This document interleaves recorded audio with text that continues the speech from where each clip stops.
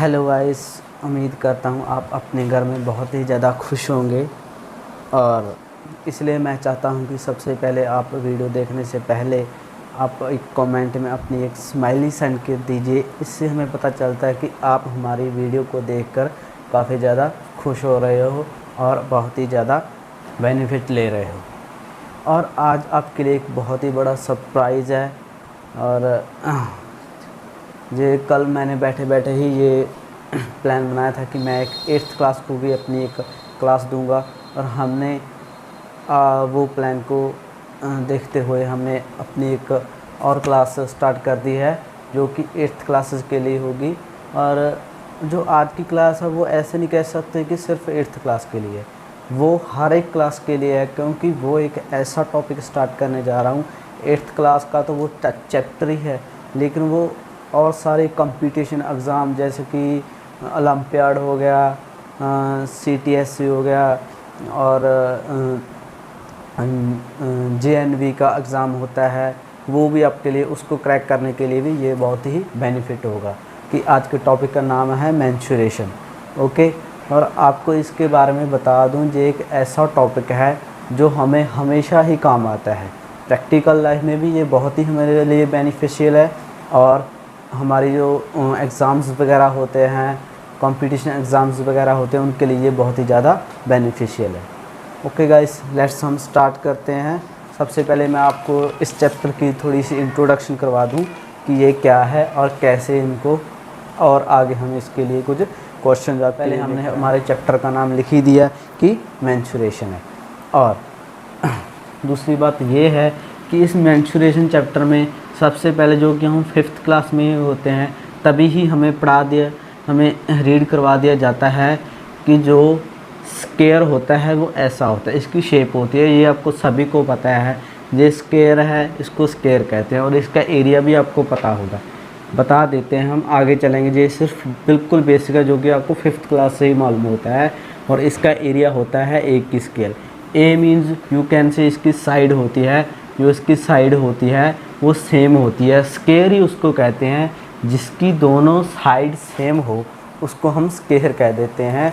तो बस यही, इसमें कोई ज़्यादा नहीं है। और आगे हमारे लिए जो इम्पोर्टेंट है वो है रेक्टेंगल, और ये रेक्टेंगल इससे ही बना हुआ है। और इसमें थोड़ा सा ही डिफरेंस है, ज़्यादा डिफरेंस नहीं है। इसकी जो ऑल साइड्स होती है वो इक्वल होती है, और इसमें जो एंगल होता है वो 90 डिग्री का होता है। ओके, इसकी ऑल साइड्स इक्वल होती है, बट इसमें थोड़ा डिफरेंस होता है। इसकी तो ये ऑल साइड्स इक्वल होती है, ये भी इक्वल है, ये भी इक्वल है, ये भी इक्वल है। लेकिन ये क्या है, ये रेक्टेंगल है। इसमें क्या डिफरेंस है? इसमें डिफरेंस ये है, जो इसकी ऑपोजिट साइड्स होती हैं वो इक्वल होती हैं। बस इसमें और इसमें यही डिफरेंस है, जो इसकी ऑपोजिट साइड्स होती हैं वो इक्वल होती है, जो क्रॉसपॉन्डिंग साइड्स होती हैं वो इक्वल नहीं होती। क्रॉसपॉन्डिंग कह सकते हो, साथ वाली साइड है वो इक्वल नहीं होती, लेकिन जो सामने वाली साइड्स होती हैं वो इक्वल होती हैं, कह सकते हैं बराबर होती हैं। तो इसलिए इसको रेक्टेंगल, इसमें यही डिफरेंस है। ओके गाइस, और इसका हमें फार्मूला दिया जाता है। फार्मूला इसके जो हमें इसका एरिया का फार्मूला होता है वो होता है लेंथ इनटू ब्रेथ, क्योंकि इसकी लेंथ और ब्रेथ अलग अलग होती है। वैसे तो इसकी भी लेंथ इनटू ब्रेथ होती है, बट इसकी सेम ही होती है, इसलिए हमको ए लिख देते हैं। इसको एल भी लिख देते हैं, क्योंकि हम इसको लेंथ मान ले, क्योंकि ए को हमेशा साइड लिखा जाता है, बुक्स पर भी साइड लिखा जाता है, ए लिखा जाता है, इसलिए मैं ए लिख रहा हूँ, क्योंकि आपको कन्फ्यूज़ ना आपकी बुक में। यहाँ पर लेंथ और ब्रेथ होती है, ये लेंथ होती है, और जो ऊपर वाली साइड होती है उसको ब्रेथ कह देते हैं। और इसका फॉर्मूला, ये सिर्फ एरिया का फार्मूला है, एरिया का, ये भी एरिया का फार्मूला है। आगे हम एक और चीज़ बताएंगे आपको, जिसमें बच्चे बहुत ज़्यादा कंफ्यूज हो जाते हैं। ये नहीं है, ये गलत लिख रहे बच्चों ने मिटा दिया था। आगे ये आपको पता चल गया, ये बिल्कुल बेसिक है, यहाँ से हमारी मेंस्ट्रुएशन स्टार्ट होती है। बिल्कुल बेसिक, जीरो जिसको कहते हैं, ये जीरो है। अगर आपको जे भी नहीं मालूम तो आपके बिल्कुल जीरो लेवल पर हो तो, और हम उस जीरो लेवल को अब हाई लेवल पर लेकर जाएंगे। इसलिए मैंने जो बच्चा जीरो लेवल पर है उसके लिए बिल्कुल स्टार्टिंग से करने वाला हूँ। उम्मीद करता हूँ ये आपको मालूम चल गया होगा। और आगे आगे हम करने वाले हैं, एक और कन्फ्यूज़न हो जाती है बच्चों में, एक बहुत ही बड़ी कन्फ्यूज़न हो जाती है एरिया और पेरीमीटर में, एरिया और पेरीमीटर। ठीक है, इसमें कन्फ्यूज़न ये क्या होता है, ये क्या होता है, इसमें डिफरेंस क्या होता है, ये इसमें डिफरेंस क्या होता है। पहले ही हमारे पास ये ले लेते हैं, एक ये ले लेते हैं, ये है हमारे पास स्क्वायर या वर्ग कह देते हैं, और इसको पंजाबी में या हिंदी में आयताकार कह देते हैं। ये भी आप याद रखना, इसको आयताकार, इसको वर्ग कहते हैं। जिसकी शेप सेम हो, चारों तरफ से जो साइड है सेम होती है उसको वर्ग, और जिसकी अपोजिट साइड सेम होती है उसको कह देते हैं आयताकार। ओके गाइस, हम कोई भी शेप ले लेते हैं, जो हम मान लें कि यहाँ पर एक एंट खड़ी है, इसका क्वेश्चन भी आएगा हमारे पास आंट, जिसको कह देते हैं हम चींटी। यहाँ पर चींटी खड़ी है और चींटी यहाँ से नीचे यहाँ से स्टार्ट करती है, ऐसे आती है, ऐसे आती है, और ऐसे आती है, और ऐसे आती है, और ऐसे आती है, ऐसे आती है, और ऐसे आती है, दोबारा फिर यहाँ पर आ जाती है। ठीक है गाइस, चींटी यहाँ से चली, यहाँ से आई, यहाँ से गई, यहाँ से गई और यहाँ पर रुकी, तो इसको हम क्या कहेंगे, जो इसने इसने लंबाई यहाँ पर पूरी की है उसको हम कह देते हैं परिमाप। पंजाबी में और हिंदी में भी इसको परिमाप कह देते हैं। ठीक है, और इंग्लिश में इसको कह लेते हैं हम पेरीमीटर। ओके, इसको हम पेरीमीटर कह देते हैं। जो लेंथ है, चारों तरफ इसने जो लेंथ कवर की है उसको हम कह देते हैं पेरीमीटर। ये तो आपको पता चल गया। लेकिन अगर इसी शेप में हम, यहाँ पर एक गार्डन है, गार्डन में हम ग्रास लगा दें, जैसे घास लगा दें, तो यो इसने एरिया कवर किया है, यो इसने जगह कवर की है, उसको हम कह लेते हैं एरिया। यू कैन से क्षेत्रफल। ओके, हिंदी में इसको क्षेत्रफल कह देते हैं। यो जो इसने जगह कवर की है, सारी जगह कवर की है, इसको हम कह देते हैं एरिया, जिसको हम हिंदी में कह देते हैं क्षेत्रफल। बस इसमें और इसमें यही डिफरेंस है, ये है एरिया क्षेत्रफल और ये है पेरीमीटर। ओके गाइस, जो डिफरेंस इसने कवर किया है इसको कह देते हैं पेरीमीटर। ओके गाइस, हम आगे स्टार्ट कर देते हैं। ये तो आपको मालूम हो गया। ठीक है, अगर हम इस वर्ग का, हमें पहले तो पेरीमीटर निकालना है। पेरीमीटर जाना है तो हमें पता ही है, इस जगह पर, इस जगह से और इस जगह से जाना पड़ेगा। अगर तो हमें वर्ग का पेरीमीटर निकालना है तो इसका जो फॉर्मूला होता है, जो 4 × A होता है। ओके, अगर इसका एरिया निकालना है तो वो होता है इसका A²। ओके गाइस, ये क्या है हमारे पास पेरीमीटर और ये क्या है हमारे पास एरिया। ओके, अगर हमें रेक्टेंगल या कह सकते हैं आयताकार का पेरीमीटर निकालना है तो वो क्या होगा हमारे पास 2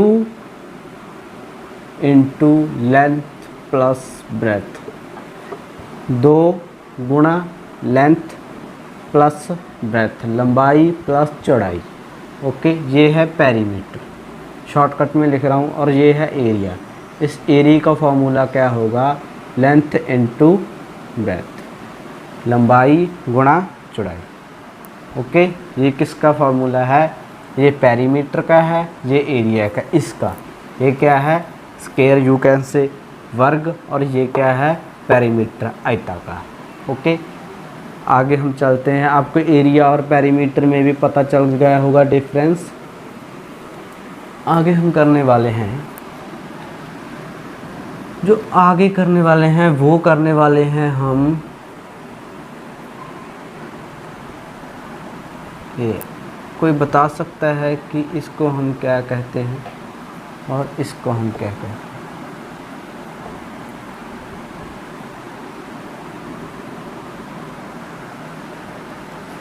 ये पैरेललोग्राम है, बस इसको हम कह देते हैं पैरेललोग्राम्स। हमने पेरीमीटर, हमने क्या कर लिया, रेक्टेंगल कर लिया, स्क्वायर कर लिया। ओके, अब हम लेंगे चतुर्भुज। इसको पंजाबी में कह देते हैं चतुर्भुज और इंग्लिश में कह देते हैं इसको पैरेललोग्राम। पैरेललोग्राम, इसमें क्या डिफरेंस होता है, जो इसकी ऑपोजिट साइड्स होती है वो पैरेलल होती है, बस ये डिफरेंस। जो इसकी ऑपोजिट साइड्स होती है वो क्या होती है, पैरेलल होती है, और इसमें एंगल 90 डिग्री का नहीं होता। इस बात को भी आप याद रखना। इसकी जो ऑपोजिट साइड्स होती है वो पैरेलल का मीन्स समांतर होता है, और ऐसे होते हैं जो लाइन ऐसे ऐसे ये कहीं भी स्टॉप नहीं होगी, कहीं भी जाकर मिलेंगे नहीं, तो ये पैरेलल लाइंस होती है। और इसकी जो ऑपोजिट साइड्स आप देख ही रहे हैं वो क्या है, पैरेलल है, और इसकी जो एंगल है वो 90 डिग्री का नहीं है। और स्क्वायर और रेक्टेंगल में जो एंगल होता है वो 90 डिग्री का होता है। ओके गाइस, ये भी आपको पता चल गया होगा। और आगे हम इसका फॉर्मूला लिख लेते हैं। ये पैरेललोग्राम है, इसका कोई ज़्यादा, पैरेललोग्राम का फार्मूला सिंपल ही लिख दें, हम इनको ऐड कर देंगे। जो इसका पेरीमीटर है, इसको पेरीमीटर पर क्वेश्चन नहीं आता, आपके क्वेश्चन सिर्फ एरिया पर आएंगे। पेरीमीटर सिर्फ उस चीज़ का ही मालूम होता है, जैसे कि इसका हम सिर्फ एरिया के ही फार्मूला करेंगे, क्योंकि इसमें पेरीमीटर का फार्मूला नहीं यूज़ होता। ये तो वैसे भी आपको पता चले, यहाँ से यहाँ जाओगे वो पेरीमीटर बन जाएगा, जैसे कह सकते हैं परिमाण बन जाएगा। अब इसके एरिया का फार्मूला कर लेते हैं। एरिया, इसमें ऐसे एक लाइन ड्रॉ कर लेते हैं। ओके गाइस, आपको एक बात बता दें, जो इस साइड को, जो नीचे वाली साइड होती है, इसको हम कह देते हैं लेंथ, या फिर इसे कह देते हैं बेस। ओके, और इसको हम कह देते हैं हाइट। ओके, इसको हम कह देते हैं बेस और इसको हम कह देते हैं हाइट। ओके, और इसका जो फॉर्मूला होता है वो हमारे पास होता है बेस इनटू हाइट। ओके, इसमें एक बेस है, एक हाइट है, बस फार्मूला क्या हो एरिया का। और एक हमारे पास होता है त्रिभुज, समचतुर्भुज, जिसे हम कह देते हैं ट्रायंगल। ठीक है, ये भी एक ट्रायंगल है। ट्रायंगल के काफ़ी आगे पार्ट्स होते हैं, लेकिन हम इसको ट्रायंगल ही मानेंगे, क्योंकि हमारे लिए ये एक ट्रायंगल ही है। इसके आगे भी पार्ट हैं, लेकिन अभी हम सिर्फ इसको हम ट्रायंगल कहेंगे। इसमें ज़्यादा कंफ्यूज ना होए, कई बच्चे कह देते हैं इसको तो ये कहते हैं, काफ़ी अलग अलग नाम दे देते हैं, लेकिन हम इसे सिर्फ नाम ट्रायंगल ही देंगे। ओके गाइस, सो इस ट्रायंगल का फॉर्मूला है हमारे पास, जिसमें ये 90 डिग्री होगा। इसका फॉर्मूला होता है हमारे पास 1/2 इंटू बेस इंटू हाइट। बस इसका फार्मूला हमारे पास होता है 1/2 इंटू आधार इंटू लंब, आधार गुणा लंब। इसको हिंदी में आधार और इसको लंब कह देते हैं। और हमारे पास ये भी क्या, बस इनमें यही डिफरेंस है कि यहाँ पर 1/2 नहीं आता और यहाँ पर 1/2 आ जाता है। क्यों, कारण क्यों है, कारण भी बता देते हैं। क्योंकि यहाँ पर ये देखो, हमने इसमें ये बना, ये एक हमारे पास वही चीज़ बन गई, ये आधा बन गया और ये पूरा बन गया। पूरे के लिए हम ये लगा देते हैं और हाफ के लिए हम ये लगा देते हैं, इसमें 1/2 लगा दिया। सो गाइस, आगे हम अपने क्वेश्चन स्टार्ट करने वाले हैं। जहाँ तक आपको अच्छी तरह से समझ आ गया होगा, अगर नहीं पता चला तो वीडियो को थोड़ा सा पीछे बैक कर देख लीजिए, तो आपको आगे की क्वेश्चन भी आगे हम करेंगे तो वो समझने में कोई दिक्कत नहीं आएगी। सो गाइस, जो हमारे पास फर्स्ट क्वेश्चन है, फर्स्ट क्वेश्चन वैसे आपकी स्क्रीन पर भी आ गया है, लेकिन मैं आपको पहले क्वेश्चन बता देता हूँ। हमारे पास एक स्क्वायर है, मैं हमेशा आपको सीधा हिंदी में ही बता देता हूँ क्या है। इंग्लिश में पढ़ आपको स्क्रीन पर मैंने दे दिया है क्वेश्चन, लेकिन मैं आपको सीधा समझाने वाला हूँ कि हमें क्वेश्चन दिया क्या है, हमको समझाना है, ठीक है। ए स्क्वायर एंड हमारे पास एक स्क्वायर है, एक वर्ग है, हमारे पास एक स्क्वायर है, एक वर्ग है, और उसकी अब सीधा ही बता देता हूँ सीधा। हमारे पास दो शेप दी है, एक हमारे पास दे दी है स्क्वायर की और एक हमारे पास दे दी गई है रेक्टेंगल, वी कैन से आयताकार की। ओके गाइस, वहाँ पर दो साइड्स दे दी गई हैं, इसकी भी साइड दी गई है, इसकी साइड दी गई है हमें 60 और इसकी साइड दी गई है हमें 80 मीटर। सेंटीमीटर में कोई ऐसी प्रॉब्लम नहीं है, ठीक है, सेंटीमीटर हो या मीटर में हो, यहाँ पर सब सेम ही है। अगर अलग अलग है तो क्वेश्चन में प्रॉब्लम आ जाती है और इसमें कोई नहीं, ठीक है। तो हमें ये बताना है कि इसमें से किसका एरिया ज़्यादा है, हमें ये बताना है कि इसमें से किसका एरिया ज़्यादा है। और इसमें ये भी हमें दे दिया गया है जो इसका पेरीमीटर है और इसका पेरीमीटर सेम है। हमें जो हिंट दिया गया है कि जो इसका पेरीमीटर है, जो लंबाई है, जो पूरी लंबाई है और इसकी जो पूरी लंबाई है वो क्या है, सेम दे दी गई है। अगर सेम दे दी गई है तो आप मुझे बता सकते हैं कि ये सारी साइड कितनी है। ये तो आपको डायरेक्ट ही पता चल जाएगी। अगर ये स्क्वायर है तो चारों साइड ही इसकी इक्वल होगी, जे भी 60 होगी, जे भी 60 होगी और जे भी 60 होगी, ठीक है। अगर हमारे पास दे दिया पेरीमीटर ऑफ स्क्वायर, स्क्वायर का जो पेरीमीटर है 60 × 4 हो जाएगा। फार्मूले में मैं आपको बता दिया है फार्मूला क्या है वो हम, ठीक है। और आगे हम दे देते हैं ये दिया गया है, ओके। और हमें ये भी दे दिया गया है, और पेरीमीटर मैं इसको शॉर्ट में लिख रहा हूँ, perimeter of square and perimeter of rectangle, rectangle का जो एरिया है ये सेम दे दिया गया है। अगर ये सेम दे दिया गया है, जो इसका पेरीमीटर होगा वही इसका पेरीमीटर होगा, तो हम कह सकते हैं वी कैन से कि पेरीमीटर ऑफ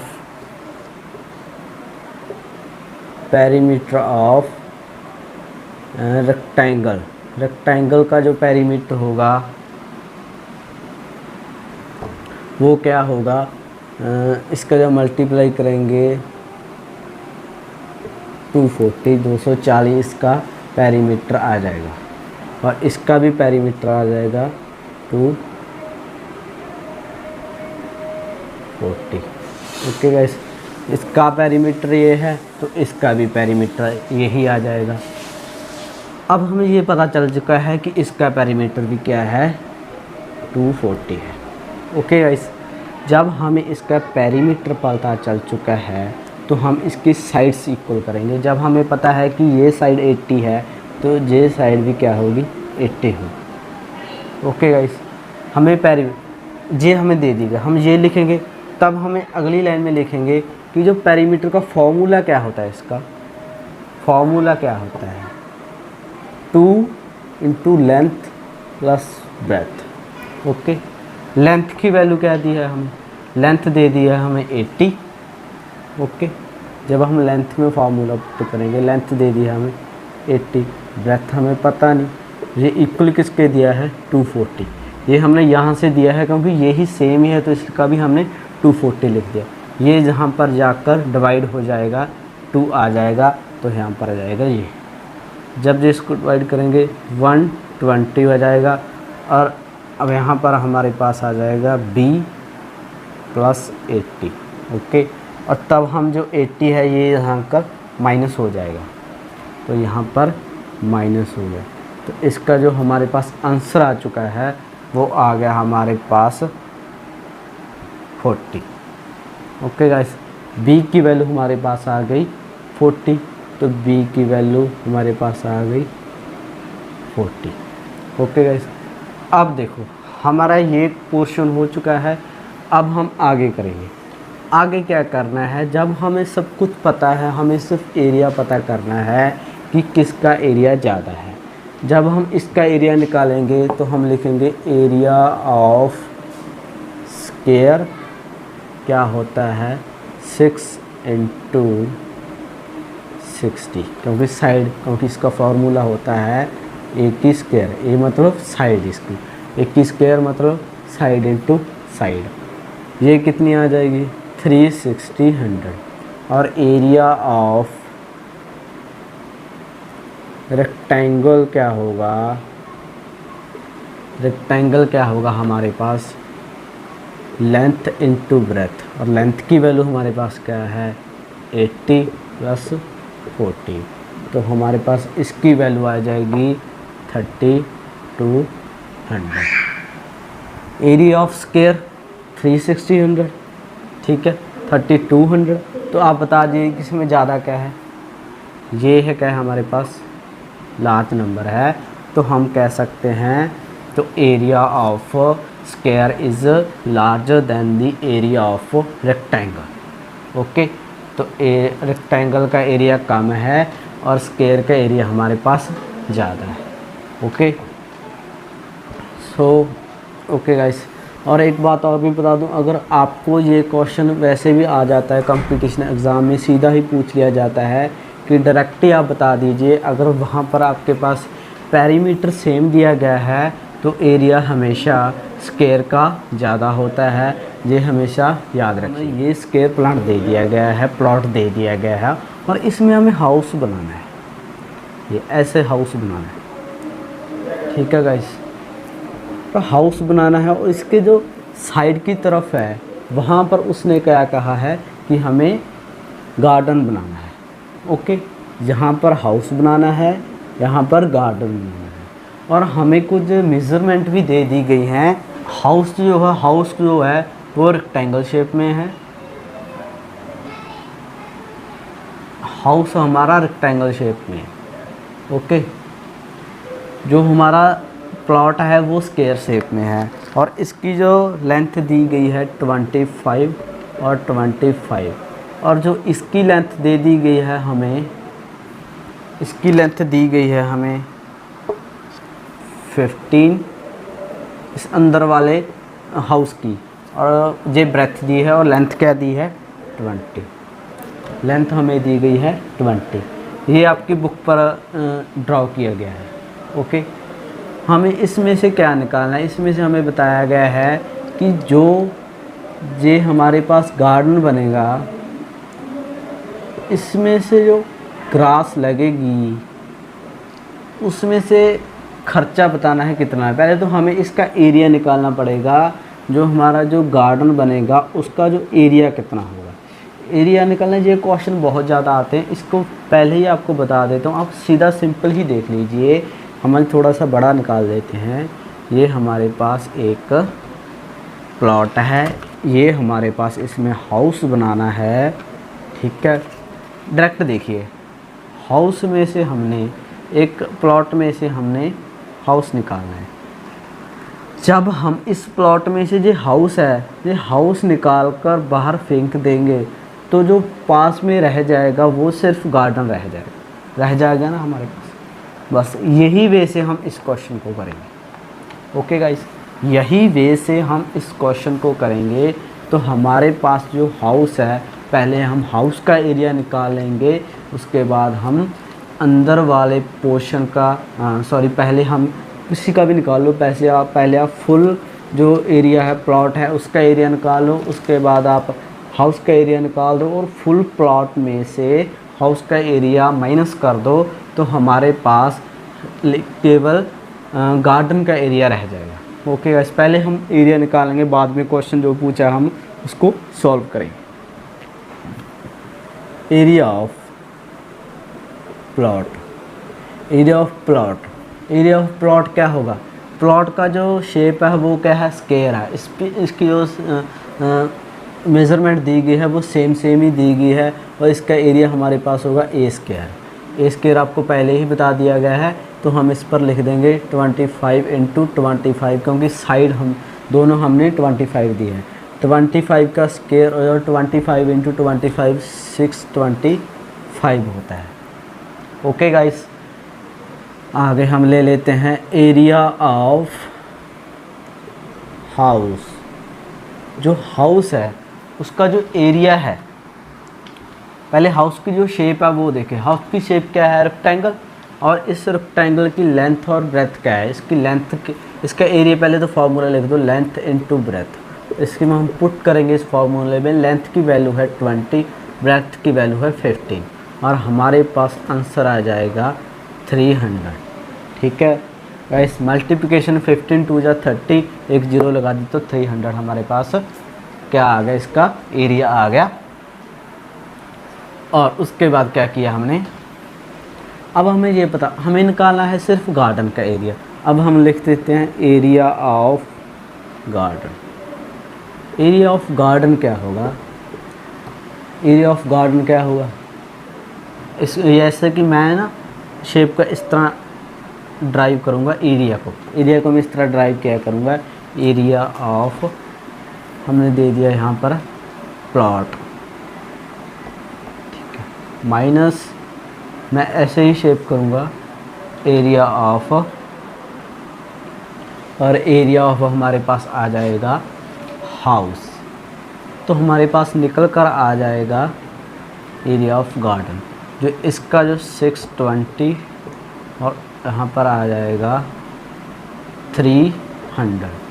तो हमारे पास आंसर आ जाएगा 25।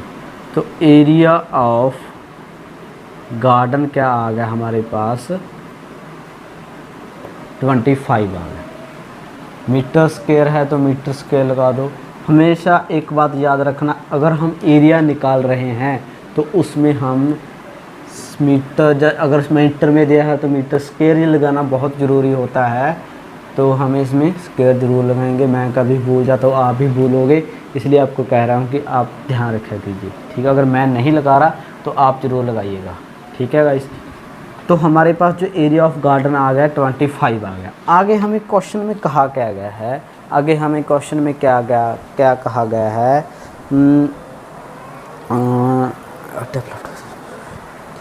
ओके, ठीक है, ओके। आगे यहाँ तक अपने हो गया। और आगे उसने कह दिया है कि हमें जो रेट है 1 मीटर स्क्वायर का जो रेट है वो 55 है। यहाँ तक हो गया। आगे हम करते हैं। 1 मीटर स्क्वायर का जो रेट है 55 मीटर स्क्वायर है। वी कैन से पर स्क्वायर मीटर होता, मतलब का क्या है? यहाँ पर लिखा है इन पर 55 पर मीटर स्क्वायर, ठीक है, प्रति मीटर वर्ग इसमें लिखा होता है। इसका मतलब क्या है? इसका मतलब ये है कि जो 1 मीटर का जो एरिया है, 1 मीटर स्क्वायर का जो एरिया का जो रेट है वो 55 है। ओके, तो हमारे पास जो एरिया आया है रेट ऑफ, हमें कितने का निकालना है? 25 मीटर स्क्वायर ऑफ गार्डन दा 25 मीटर स्क्वायर का निकालना है। तो हमारे पास जो रेट आ जाएगा, हम इसको मल्टीप्लाई कर देंगे, ये तो आपको पता ही होगा, 25 इंटू 55। तो ये आंसर हमारे पास रुपीज़ में आएगा, क्योंकि उसने हमसे रुपीज़ पूछे हैं कितने रुपए का होगा। तो हमारे पास जो आंसर आ जाएगा 1375 हमारे पास क्या आ जाएगा? आंसर आ जाएगा। ओके गाइस, तो अगला क्वेश्चन हम करने वाले हैं। ये हमारे पास रुपीज़ में आ गया इसका आंसर। ओके, तो आगे क्वेश्चन कीजिए। अगला क्वेश्चन हम लेने वाले हैं। इस क्वेश्चन में मैं उम्मीद करता हूँ कि आपको ये क्वेश्चन अच्छी तरह से अंडरस्टैंड हो गए होंगे। आप इस क्वेश्चन में इस शेप का, आप कोई क्वेश्चन आपकी स्क्रीन पर आ चुका है, इस शेप का गार्डन दिया गया है और आपको कहा गया है इसका एरिया और इसका पेरीमीटर बताना है। पेरीमीटर मीनिंग इसकी ये वैल्यू बतानी है आपको, ये ऑल वैल्यू। ओके, और जो एरिया का मीनिंग है, आपको एरिया भी निकालना है, वो एरिया का मीनिंग है आपको आपकी ये सब वैल्यू, यहाँ पर एरिया और इसका पेरीमीटर। ओके गाइस, पहले हम इसका पेरीमीटर निकाल लेते हैं। जो पेरीमीटर है इसको थोड़ा रफ कर देते हैं। ओके, पहले आपको एक बात बता दें कि जो ये होती है हमारे पास, ये सर्कल होता है, इसका जो इसको हम कह देते हैं और जो फुल को हम कह देते हैं डी। ओके, इसको डी, इसको हम आर कह देते हैं।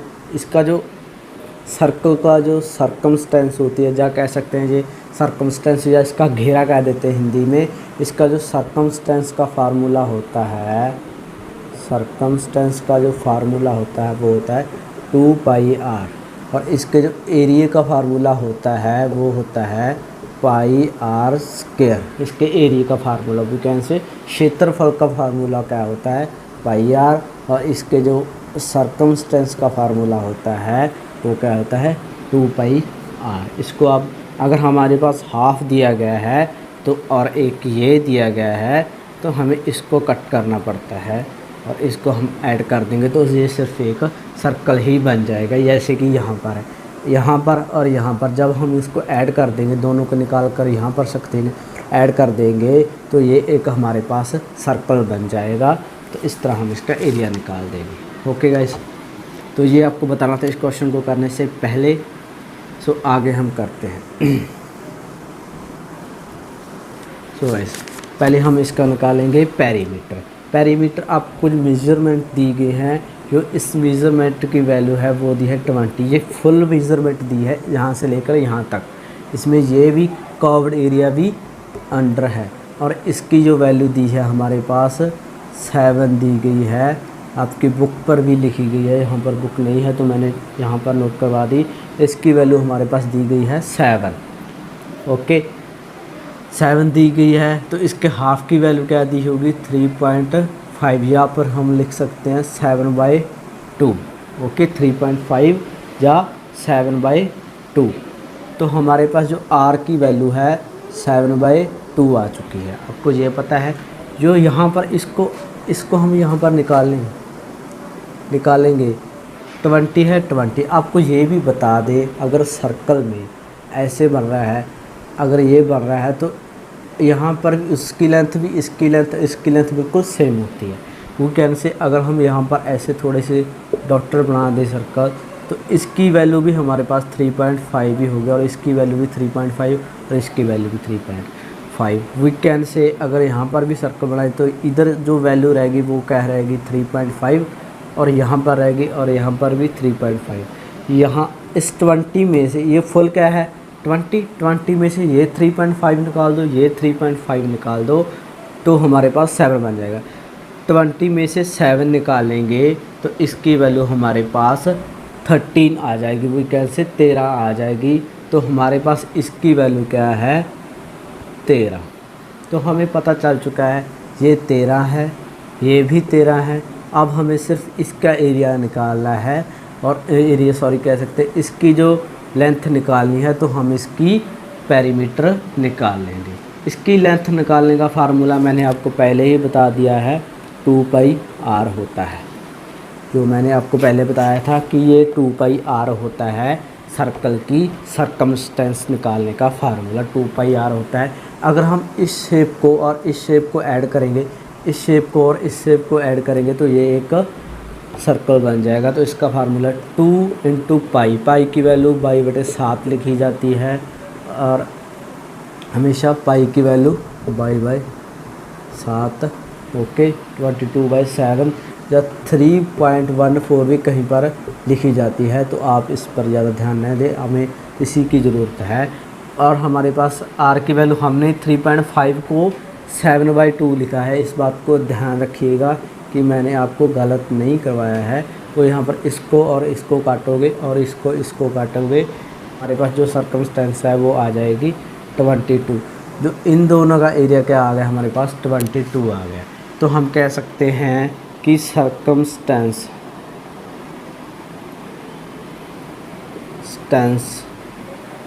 ऑफ गार्डन क्या होगा, गार्डन क्या होगा 13 प्लस 13, ये 2 है, 13 ऊपर भी है 13 नीचे भी है, प्लस 22, ये इन दोनों का लिखा है हमने, अकेले का नहीं लिखा है। तो एक बात और भी बता दें, कई बार बच्चे इनको भी ऐड कर लेते हैं कि ये 7 है तो इनको भी, ये इसके में ऐड नहीं होगा। तो हमारे पास इसका आंसर आएगा 26 प्लस 22, तो हमारे पास आंसर आ जाएगा 48। तो हमारी जो वैल्यू आ गई, इसका जो पेरीमीटर है वो 48 आ चुका है। तो अब हम इसका एरिया निकाल लेते हैं। अब आपको सभी चीज़ें मालूम है कि इसमें से आर की वैल्यू क्या है। आर की वैल्यू वैसे तो हमें 3.5 दिखी है, बट हम इसको 7/2 लिख रहे हैं क्योंकि इसकी वैल्यू सेम में ये भी होती है। अब हम इसको बाहर निकाल लेते हैं, इसको अकेले को। हमें इस बॉक्स की एरिया निकालना है, इसका अलग निकालेंगे, इसका अलग और इसका अलग निकालेंगे। इसकी वैल्यू क्या होगी, इसकी वैल्यू हमने पहले ही निकाल दी है। ये एक रेक्टेंगल बन चुका है, आयत बन चुका है। तो इसके एरिया का फार्मूला क्या होगा, length into breadth. Area of rectangle या आयत लिख लो आप पंजाबी में, ठीक है। क्या होगा, लेंथ इनटू ब्रेथ। लेंथ क्या है इसकी और ब्रेथ। लेंथ तो हमारे पास दे ही दिया है 13, हम पहले ही निकाल चुके हैं कि इसकी वैल्यू हमने 13 निकाली थी। फुल की वैल्यू हमारे पास 20 थी, इसकी वैल्यू 3.5 थी, इसकी वैल्यू 3.5 थी, ठीक है। और इसकी वैल्यू 7 थी और इसकी वैल्यू क्या है 7। तो एरिया हम इसके पास क्या आ जाएगा 3 × 7, 91 आ गया। और अब हमारे पास एरिया ऑफ, अगर ये हमने ये निकाल दिया तो ये दोनों ही रह गए ना हमारे पास, ये और ये ही रह गए। जब हम इनको ऐड करेंगे तो हमारे पास ये ही बन जाएगा ना एक। जब हम इसको ऐड कर देंगे, इस तरफ लेकर आएंगे तो हमारे पास ये बन जाएगा। जैसे कि हमने इसको बाहर निकाल दिया तो ये रहेगा, इसको हम आगे ले गए तो ये बन गया, ओके। तो हम इसकी वैल्यू, इसका एरिया निकालना है। अब इसका एरिया और इसका एरिया ऐड कर देंगे तो हमारे पास सबका एरिया आ जाएगा। इसके एरिया का फार्मूला आ जाएगा हमारे पास बोथ, इसको हम बोथ सेमी सर्कल लिखेंगे। मतलब सेमी सर्कल क्यों लिखेंगे, ये तो सेमिकल, दोनों सेमी सर्कल का फार्मूला आ जाएगा पाई आर स्क्वायर। पाई की वैल्यू 7, आर की वैल्यू हमारे पास क्या है 7/2, 7/2।